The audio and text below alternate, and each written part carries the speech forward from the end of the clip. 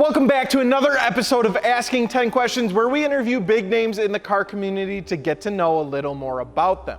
Today we sit down with someone who has been making automotive YouTube videos for over 7 years. Starting off modding his Civic Si to buying vehicles we all dream of, like an R35 and an R34 GTR. From crazy builds to car meets in Japan, from his wide-body WRX to his perfect Evo 8, today we hop on a call with Dustin Williams. Welcome back to another episode of Asking 10 Questions. I'm Dakota from Fitment Industries, and we're here with frickin' Dustin Williams. Make sure to follow him on all the socials. Check out his YouTubes. Dustin, how you doing? I'm good, dude. You know, making it, quarantine. It's happening, but we just picked up the Z. We have some projects going on. Yes. The R32 is almost ready to be started, dude. So, like, this has been such a big problem. We had to order a ton of OEM parts from Japan. Yep. And, like, that was right when everything started happening. Mm-hmm. So all of our stuff is held at customs. Oh, no. And not imported. We've been waiting for like a month or more for OEM gaskets, like water lines, or pumps, like, and like you're like, where the hell is the R32? I'm like, bro, I cannot do anything without all these parts. So that's held us back. I mean, it's good. Man, that's crazy. That sucks so bad. Yeah. Damn. Alrighty. Well, we'll hop right into these questions and we'll get going here. So, starting off with the first question. Starting off as this SI guy to changing your channel name to Dustin Williams and having almost 500,000 subscribers, what advice do you have for someone wanting to start an automotive YouTube channel? Just be passionate and do what you love. I mean, there's so many, as an automotive enthusiast, so many people have different opinions on what you should and shouldn't do to a car. And I think what makes you unique and what makes your channel unique is the way that you choose to build your own cars. So no matter what, you're gonna have people tell you not to do this, or people tell you to do this, but do what you want to do and stick to it. I think the reason why, you know, in my eyes, I've done so well is because I've been passionate about what I'm doing and the cars that I'm building and doing exactly what I want. I mean, people will never see your vision until you finish your build. So like, trust the process, do what you love, be passionate about what you're doing, and everything will fall into place. Like, you can't look at it as a numbers game where you are constantly checking how many views you get, subscribers you get. It's like, it has to be a thing where you love what you're doing and you're doing it just to have fun, and that's when everything will come together. Yeah, I agree completely. I think when you're not fully into it, you don't love it, you want to make money, you want to get all the parts and just get the clout and all that stuff, you're never going to succeed. You have to truly love what you're doing, and like you said, the rest will follow. Exactly, dude. That's exactly it. Question number 2, you started your channel off with a 2012 Civic Si. What car do you recommend for young enthusiasts to get into? Honestly, dude, I feel like any Honda is just like the perfect car. Number 1, they're reasonably priced for anybody to get into. Number 2, they're very, very easy to work on and parts are everywhere. And then number 3, it's such a big community that it's easy to get eyes on your build. You know, like, you have so many different cars, but within the Honda community that like everybody's always watching, whether it's, you know, a Civic, S2000, an Accord. Like, you have so many people watching and so many people interested in Hondas that it's an easier way to get eyes on your channel or your build or anything like that. For sure. Yeah, definitely. I think any car that has a big Modelbility platform, we learned with our E30 that's back there that it's a sedan one, so it was just impossible to find parts for. It just made it a big headache compared to, you know, like when you get into the Honda game, there's tons of stuff to do to it, and it's everywhere, a great platform. Everywhere. That's awesome. So question number 3, we get questions about this all the time. I'm sure you do too. 6 years ago, you got one of your first sponsorships with SD Motorworks. You've also made a couple videos on this, but what advice do you have to car enthusiasts looking to get sponsorships? You need to show your value. Like, I know that starting out, you want all of these parts, you want these sponsorships, but you also have to look at it from a sponsor standpoint. Like, what are you bringing to the table other than you just want our parts and you want to put a sticker on the car? Right. You have to show that you're worth it. Now in social media, I think companies are more open to working with people like us because we do have value in showing our parts and, you know, the differences between OEM versus, you know, whatever brand you get for coilovers or exhaust, anything like that. But you have to show yourself and your platform and what you can do to help these companies out. Because when you're just starting out, I think it's more beneficial to build yourself so that when you go to these companies, you can show like, hey, this is what I can bring to the table and help you guys out with in return for this. So, you know what I'm saying? 100%. Yeah, it's a partnership. It's a teamwork thing. Exactly. It's all about teamwork, and you have to look at it as that way too. Like you want to help that sponsor grow, just like you want them to help you. So that's the way. Definitely. Okay, switch up gears a little bit. You lived in Mississippi back in the day. Now you're living in Cali. How different is the car scene between the two? It's not even comparable. But we really don't have anything in Mississippi. I mean, we have it here and there. We have this thing called Cruising the Coast, which is where all of the older guys take out the really old school cars, like hot rods, like cruisers, stuff like that. I'm gonna go and hit the beach and probably like this big 3-day weekend thing where like thousands of cars come. But I mean, as far as like our scene in the modified car world now, like it's really non-existent. So when I was there, I used to travel 8+ hours to like Miami, Orlando, Dallas, Houston, Atlanta to go all these different car shows. Yeah. And that's, that was fun for me because none of my friends were really into cars. So like I've made friends all over the South. So like I get to go see my different friends in Atlanta or Florida or Texas, and also gave me an opportunity to like see the different cultures of cars in these different areas. Like Texas has a lot of power. Florida has a lot of stance, so does Atlanta. So it's like cool to see all the different styles of cars in the different states. That's super cool. Yeah, compared to California, dude, we have something different here every single weekend, whether it's like a canyon run or cars and coffee. But in Mississippi, it was very rare that we had anything to do. So I just but which is also good because all the good shooting locations were never taken. Right. There's nobody there. So I always have the beach spots or anything like that. For sure. So piggybacking off of that a little bit, you got to travel to Japan and experience some shows there and drive the roads, which looked amazing, and I'm super jealous of that. How would you compare the car culture there to the United States? Dude, so I think as a JDM like fanatic and like I'm obsessed with JDM car culture or like Japanese culture in general, when you go to Japan and you have this idea in your head of like an initial D or what Japan is like, you go there, Japan is literally exactly what you think of, but even better on a car scale. Like everybody actually goes and runs the Togs and the mountain run, and they always have these night car meets at Daikoku or Tatsumi, PA. Like it is exactly what you think. You roll up on a Monday at 2 a.m. at night, and there's a ton of cars like hitting the freeway and like that's awesome, dude. And it's like thinking like, oh, it's probably gonna be not as cool as like the initial D, but you go there and you're like, this is 10 times better, dude. I'm actually living it. Like it's the real deal. It's if anybody has the opportunity to visit Japan and you love car culture or you just love the Japanese culture itself, like I would 110% recommend. For sure, like that's definitely a bucket list thing. And just watching your videos, it made me feel like I absolutely need to do it because it just looks amazing.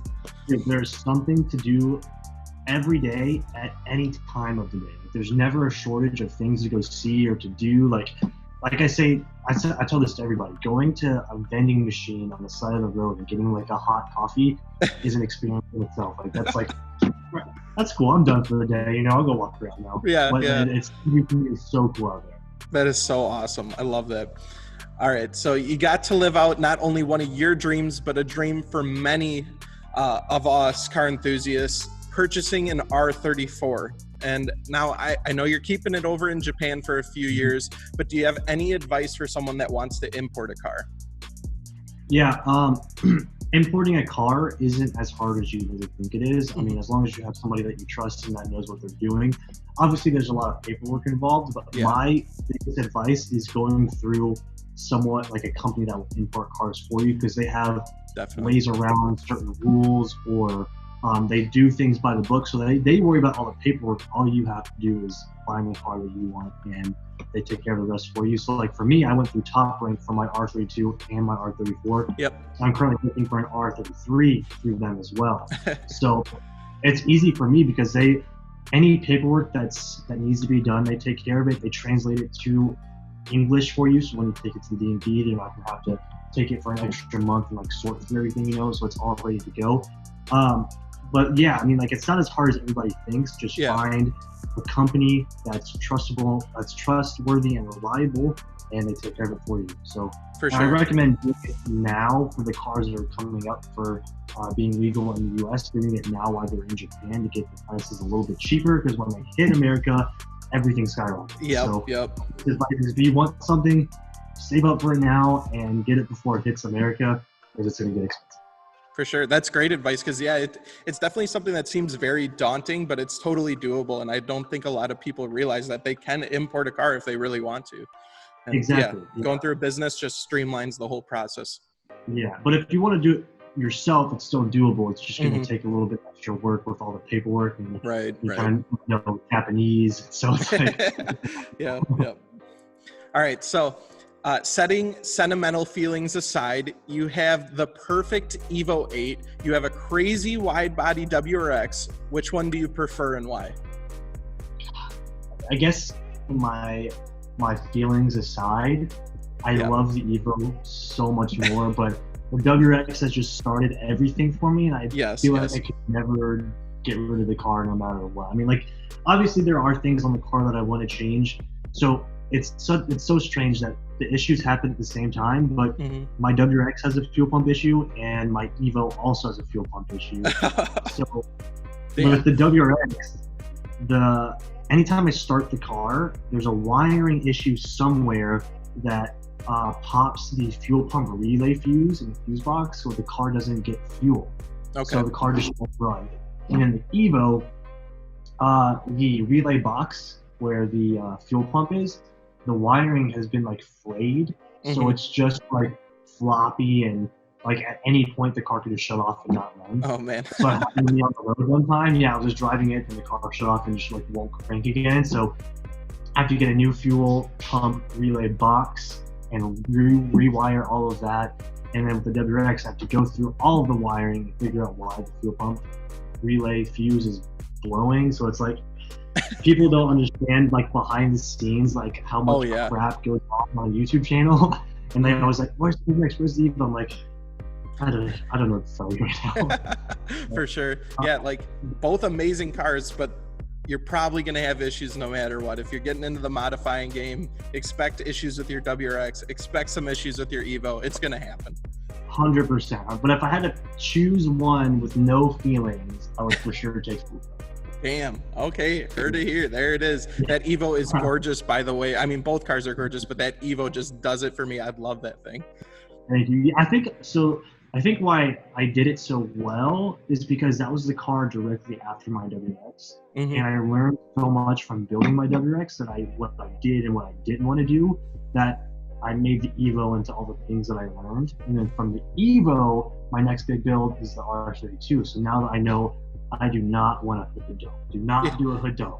So now I'm going for like a gnarly turbo kit. So it's like, you learn with each build that you do, like the things that you do and don't like. So I decided not to do a wide body in the Evo, and I actually had the body shop cut the fenders and extend them to be like OEM plus a little bit, rather than cutting the fenders and doing a full wide body. Just because I think that now that I have done the whole wide body thing, I think I like the OEM bodies better. Like, I don't like to do add-on fenders or anything like that. I agree. So like, you just grow with every build, Yeah, definitely. That's perfectly said. That's exactly how it works too. So moving on to our final 3 questions. These are subscriber questions we post in the YouTube community, pulled some from there. The first one is Vith Thurston. He seems a little bit offended, and he wants to know, why do you always get rid of your Hondas? I don't know. So it's not like I plan to. I mean, the SI giveaway was a planned giveaway. Right. But I mean, like, with the SI, I had the opportunity to get the 2015 WRX. So that's obviously why at the time I couldn't afford both, So that's obviously why I got rid of the SI. But then I got the Type R. Type R, I regret it. I regret giving it, or I regret selling it, but I don't regret the fact that I got an R32 after that, because that like sparked my love for JDM and just like GTRs in general. But the Type R was an incredible car, like perfect daily driver, fun, sporty, cool. It looks cool to me, you know. But at the time I bought it, the aftermarket scene was not big for the car. Like I did literally everything that you could do, and production for everything aftermarket was so slow. And, you know, with the Supra or the BRZ FRS, they like had stuff instant. Once the car came out, there was wide bodies coming out, there were kits, downpipes, all of that stuff. Whereas the Type R was really slow. The aftermarket scene was really slow for it. So time as a business decision, because running a YouTube channel is a business. Once you reach that point, I had to make the decision whether to sit on a car or get something that I could modify and do things right away. I made the business decision to sell the Type R and get the GTR, which, seeing it now, I think that was the right move, but I just love the Type R. That's why I got the Type R. SI obviously was the giveaway. And S2K is here to stay, obviously. So my plans with that, I'm currently training to compete in Global Time Attack Super Lap Battle, my first ever Time Attack event. So I really want to get into high performance driving. I think that's where my passion with driving lies. Drifting's fun. I got into it a little bit, but I wasn't ever really oh dude, I really want to go drifting, But with high performance driving, dude, I actually get out there every single weekend just because the adrenaline of going 110 miles an hour and then having to slam on your brakes and figure out when to turn. It's just an adrenaline rush for 2 straight minutes, and you're holding the wheel, your forearms get tight. It's awesome. So the Honda S2000 is going to be something that no one expects, and it's extremely crazy. Those of you who have watched S2000 build know what's coming. We did a full spoon build, so everything from the spoon catalog has been ordered, and we're doing a full spoon build, and the car's actually going to Japan to have a track day with spoon at Scuba Circuit. Wow, that's so awesome. It's so freaking cool. Pretty crazy, but besides all of that, I am going to drive the car on the track, and it's going to be a full track build, spoon, everything. It's going to be purpose built for the track. So that one's here to stay. Hopefully from there, I can get into something that's a little bit bigger and jump up a class, get a little faster, So we'll see. But that's the story of my Honda. Dude, every single person I've talked to, even Nolan and James Pumphrey, and they've all said they absolutely love the Type R. Such a good car. But to me, I absolutely love it too, but I feel that's a car you almost buy and it's done. There's not much you have to do to it. It's done. No, there's not. And unless you're a hardcore track guy, the car is good as is, dude. Maybe put some springs on it, get a set of wheels, exhaust, and the car is good to go. It doesn't need an upgraded turbo. I mean, you can make 400 with the downpipe and tune exhaust, So it's it doesn't really need anything. But I mean, unless you're a hardcore track guy, I follow Arv Attack's FK build. They have a full cage in the rear. They're gonna do an upgraded LSD. Their car is gnarly. So if you that, then it's totally worth it. But I mean, if you're a YouTuber trying to modify it and piece it, it's kind of difficult. It's not like an R32 where you have all of these pieces that you can put together to make a JDM monument, So it's for sure. It's very different, but they both have their ups and downs. Yeah, definitely. All right, so Prenmark asks, moving from Mississippi to California, how did you get in contact with TJ and Throttle? So this is a hard one. I don't really remember. So I had my YouTube channel. Yep. And when I first started, I did freelance work. So I did cinematic videos for clients, personal cars, businesses, stuff like that. And so Throttle was just starting their business, and they actually found me and hit me up, and they wanted me to actually work for them. So I went out there for a weekend when I was still in college, and kind of hung out with them, made them a documentary style video for the start of Throttle. And from there, they wanted me on board. So when I graduated college, I kind of took the opportunity to stay at my best friend Danny's parents' house, live with them for a few months and see where things go working with Throttle. And I did my own YouTube channel on the side. So I kind of met them because I did the work already. And a lot of people think that like I just knew these guys, and that's how my YouTube channel grew. I started this before anything, and they found me because I did the work and I loved what I did. So it goes kind of back to one of our first questions, saying like, how do you like get into this? It's just do what you love, and everything will fall into place. So they found me because I was doing work, and that's kind of how everything happened. For sure, that's awesome.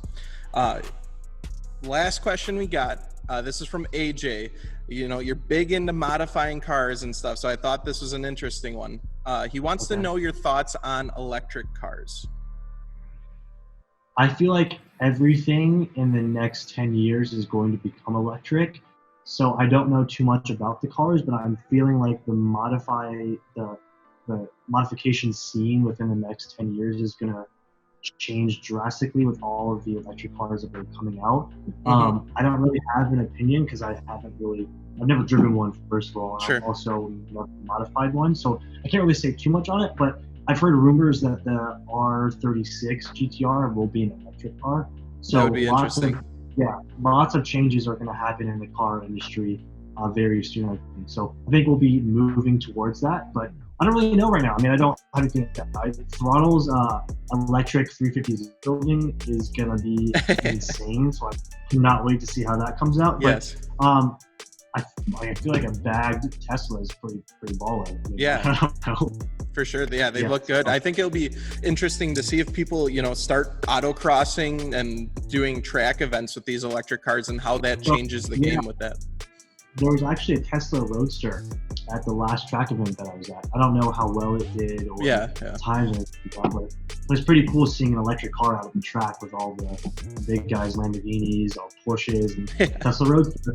So, yeah, that's crazy. It's going to be interesting to see what happens in the future, but that about wraps it up. Thank you so much, Dustin, for coming and doing this. We appreciate it so much, and make sure to follow Dustin on the socials and Wheels, Tires, Suspension, Fitment Industries.com.